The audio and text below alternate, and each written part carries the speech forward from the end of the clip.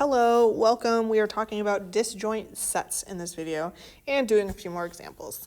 Disjoint sets, they're sets that have no elements in common. So notice in this Venn diagram where you have A all by itself and then you have B all by itself. Those are disjoint sets. They don't overlap at all. The other one is not disjoint because if I highlight C and I highlight D, they do overlap. So those are disjoint sets. Mostly it's a definition for you. I don't really have an example about it, but your last video will help you with example 2 and example 3. So let's go ahead and do those. Example 2 says a bouquet of flowers contains roses, carnations, and baby's breath. A second bouquet has roses, lilies, and daisies. Both bouquets are put in the same vase. Use the union of the sets to find the set of flowers in the vase. So remember, the union is everything in A and everything in B. So my set flowers are going to be, we start with roses, carnations, and baby's breath. I'm just going to make my own little set notation. Again, that takes care of everything that's in my first bouquet. My second bouquet is roses, which we already have, lilies, and daisies. So we're just going to add lilies and daisies. I guess you don't need the and sign. Hopefully this all fits in your little section. I can't write that small though, apparently. So that's your answer. My set is roses, carnations, baby's breath, lilies, and daisies. All right, example 3.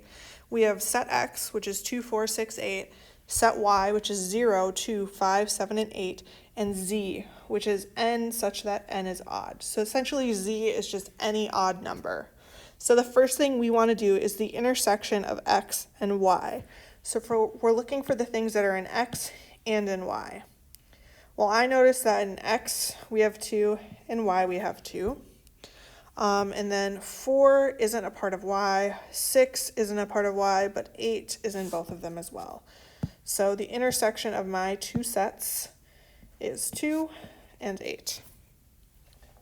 The next one, we're looking for the intersection of X and Z. Let's do this one in green. Ooh, that's not a highlighter. So for the intersection of X and Z,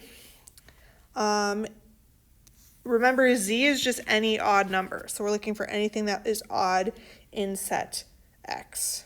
2, 4, 6, 8.